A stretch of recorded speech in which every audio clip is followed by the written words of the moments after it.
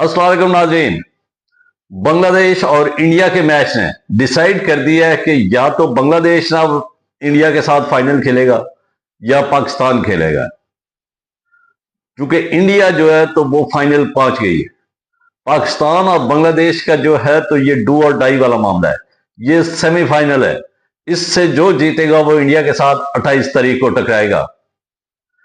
अब बांग्लादेश की इस मैच में मैंने देखते हुए इन्होंने जो तब्दीलियां की हैं, जो इनकी तब्दीलियां हुई हैं, यानी इनका कैप्टन नहीं खेल रहा था, तस्कीन अहमद नहीं खेल रहे थे, मेहदी हसन नहीं खेल रहे थे, तो इससे ये लग रहा था कि मेंटली तौर पे बांग्लादेश जो था तो वो प्रिपेयर नहीं था इनके अगेंस्ट। यानी उनके माइंडसेट में, मेरा जो अपनी तजिया है कि उनके माइंडसेट में यही था कि इंडिया से हम नहीं जीत सकेंगे, लेकिन इनको रेस्ट देंगे और ये पाकिस्तान के अगेंस्ट अच्छा परफॉर्म करके पाकिस्तान को शिकस्त देके फिर हम फाइनल खेलेंगे।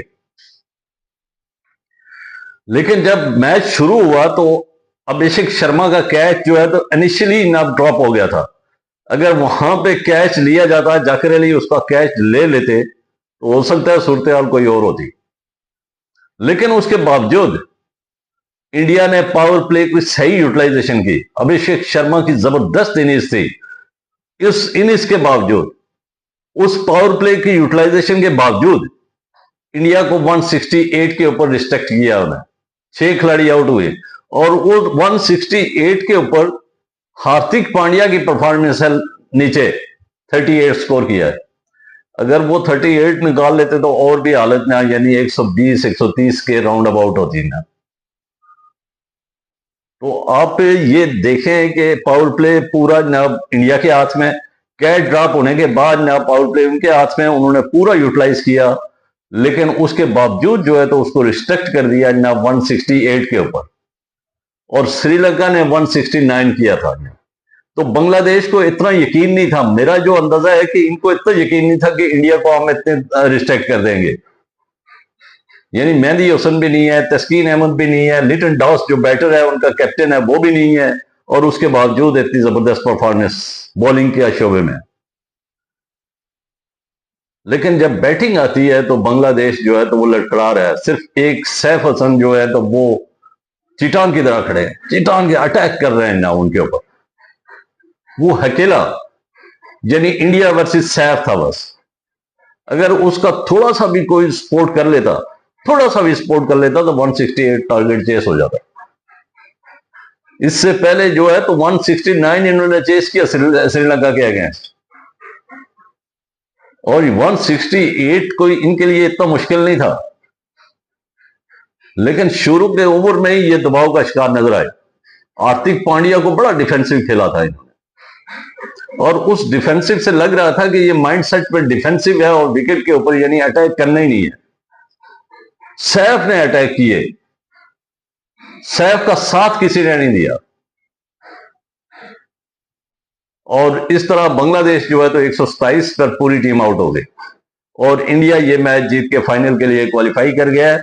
लेकिन मुझे ये लगता है कि इंडिया बांग्लादेश पहले से शिकस्त ज़हनी तौर पर तस्लीम करके तो मैदान में उतरा हुआ था। तो अगर बांग्लादेश के ये मैन खिलाड़ी ना अगर इस मैच का हिस्सा होते तो हो सकता है स्टोरी कोई और होती। फिर जो अभिषेक शर्मा का कैच जाकिर अली को खासा महंगा पड़ा है, वो कैप्टन भी थे पर, तो अगर वहां पे वो कैच ले लेते तो रुख ही और होता। तो ओवरऑल जो है तो बांग्लादेश को मैं अप्रिशिएट करूंगा कि इंडिया की जो बैटिंग लाइनअप है उसको देखते हुए 168 के ऊपर, फिर पावर प्ले की यूटिलाइजेशन के बावजूद उनको 168 के ऊपर, ये उनकी बहुत बड़ी अचीवमेंट थी। अगर यहाँ पे ये के बैटर्स थोड़ा बेहतर हिकमत अमली के साथ खेलते तो रिजल्ट और आना था। लेकिन फिर भी जो है तो इनकी प्रोग्रेस जो है तो ये 3 मैन खिलाड़ी आउट होने के बावजूद इनकी प्रोग्रेस मैं समझता हूं कि काफी अच्छी है।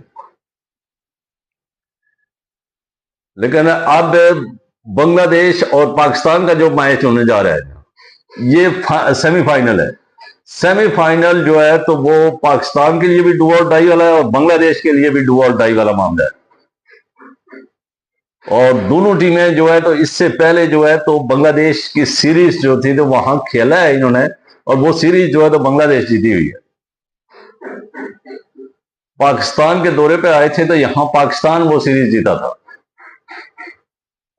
तो बांग्लादेश के ये सैफ की फॉर्म ये बता रही है कि पाकिस्तान को भी ये टफ टाइम देंगे। ये इस बांग्लादेश की टीम को हल्का लेने की कोशिश ना करे, पाकिस्तान को गलती ना करे कि ये कमजोर टीम है, हम इसको कैसे दो चार करेंगे इसको और हम फाइनल के लिए जा।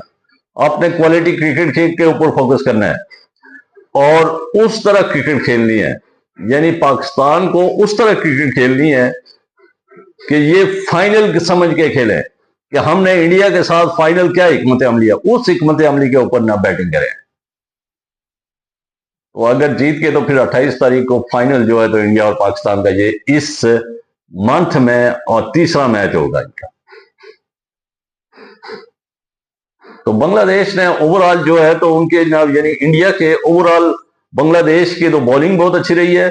इंडिया के बैटर्स जो है तो मुझे थोड़ा सा स्ट्रगल करते हुए नजर आए।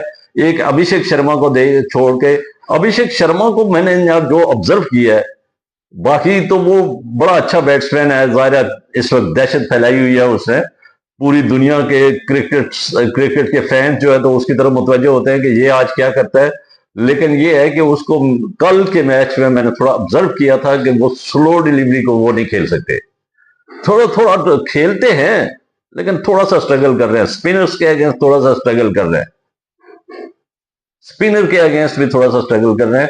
बहरहाल वो खिलाड़ी बहुत अच्छे हैं, वो इब्तदाई में मुखालिफ टीम के ऊपर अटैक कर लेता है और इब्तदाई उसको पकड़ने के लिए ना पाकिस्तान को भी हिकमत अमली अपनानी होगी, बांग्लादेश को भी हिकमत अमली अपनानी होगी।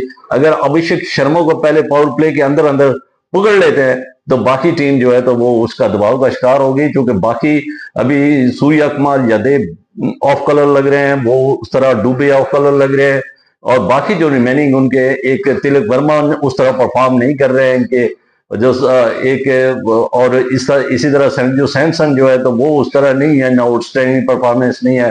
अक्षर पटेल की उस तरह परफॉर्मेंस नहीं नजर आ रही है जो इस वक्त वो आजमाई गए तो उसमें देखे है। तो पाकिस्तान को नब इस अगर फाइनल में है तो वो अभिषेक शर्मा को, बांग्लादेश भी है तो अभिषेक शर्मा को ना काबू करना होगा पहले 6 ओवरों में, और फिर पाकिस्तान अगर फाइनल हुआ तो ये डोमिनेट कर सकता है और बांग्लादेश भी सरप्राइज दे सकता है इंडिया को। तो फिलहाल पाकिस्तान और बांग्लादेश का जो मैच है ये डिसाइड करेगा कि फाइनल इंडिया के साथ कौन खेलेगा, और उम्मीद यही है कि पाकिस्तान और इंडिया का ही फाइनल 28 तारीख को होगा, क्योंकि पाकिस्तान की टीम जो है तो वो है अच्छी, सिर्फ स्ट्रेटेजी कमजोर है, स्ट्रेटेजी यूटिलाइजेशन कमजोर है। स्पिनर्स को हो सकता है फास्ट, जहां फास्ट पिच हो वहां स्पिनर को आजमाया जाता है, जहां पे स्पिन पिच हो वहां पे फास्ट को आजमाया जाता है। ये थोड़ी यूटिलाइजेशन भी इनकी थोड़ी कमजोर है। तो ये चीजों को अगर थोड़ा दूर करके तो पाकिस्तान सरप्राइज दे सकता है। उम्मीद है कि पाकिस्तान बांग्लादेश को शिकस्त देके और फाइनल में 28 तारीख को ना इंडिया को भी सरप्राइज देगा। और इस उम्मीद के साथ आपसे इजाजत चाहूंगा। खुश रहिए, आबाद रहिए और इस चैनल के साथ जुड़े रहिए। इसका मकसद है सब्सक्राइब करें, बेल आइकॉन को क्लिक करें ताकि जो भी नई वीडियो है वो बर वक्त आप तक पहुंचे। अल्लाह हाफिज, शुक्रिया।